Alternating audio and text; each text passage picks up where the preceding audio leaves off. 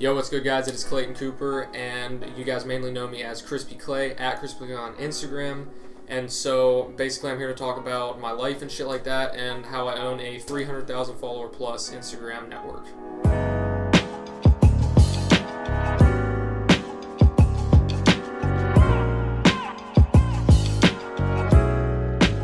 With the world of social media, I pretty much got into the world of that around, I'd say, 2014, whenever I started my Instagram page, and it originally started out as a car page. Like, I used to post cars on there all the time. It used to be killer cars with 2 Ks, like Crispy Clay.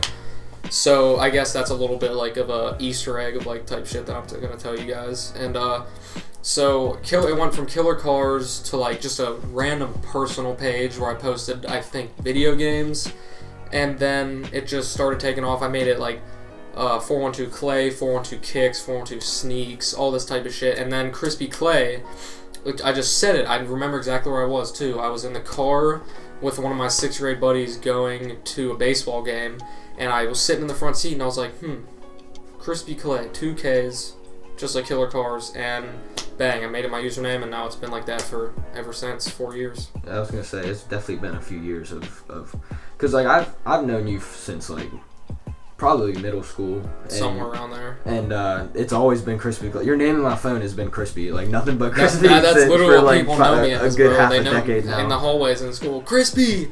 Yeah. No one ever says Clay. Yeah, I rarely ever actually refer to you as Clayton. Facts. You're always Clay or Crispy Clay.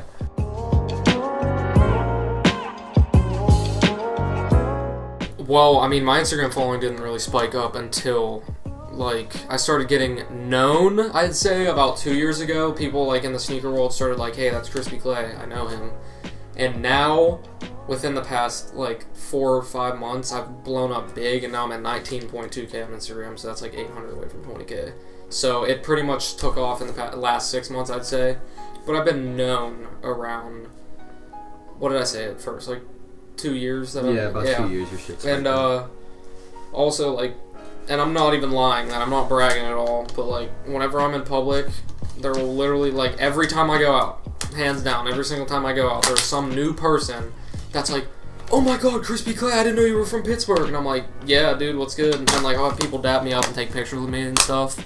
Like, I was at Seven Springs, the ski resort, like a month or 2 ago, and I'm literally sitting there eating with Kelsey, and I have someone come up with his phone in his hand. I looked at her, I was like, here it is. So mans came up and literally was like, dude, is this you? I was like, yes sir, what's good? And we were like talking and all that, and he was like super stoked to meet me. It was pretty sick.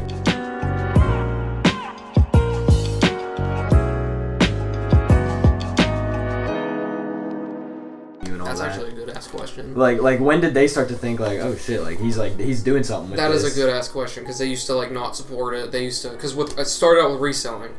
So like, I'd buy a shoe for $300. She'd be like, $300, Clayton, you need to save that. And I'm like, I mean, I can make it back easily. And I started making little profit, like 25, 50, 75, 100. Start making profit on them. And then she was like, okay, well, he's kind of doing his own thing. And I was like, excuse me. Oh my gosh.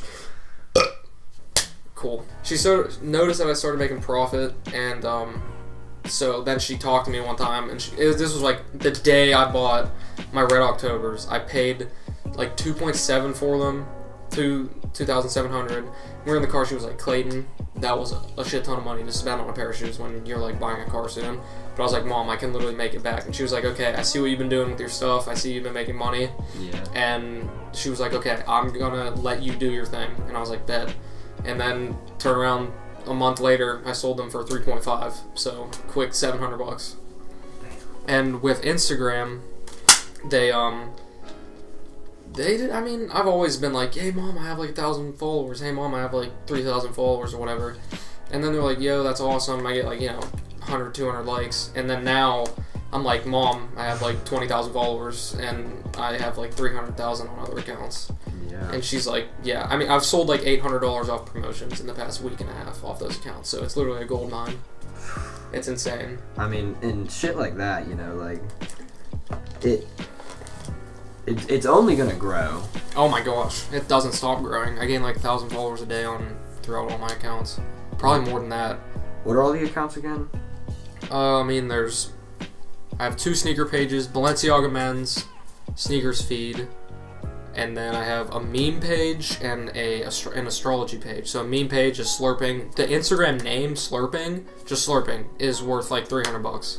Yeah. It's if it's just a single word. It's just one word. Like, there was the word, but you can get scammed through social media so easy. I've been scammed for probably over like $2,000 in my life. Probably a little bit more than that. Mm-hmm.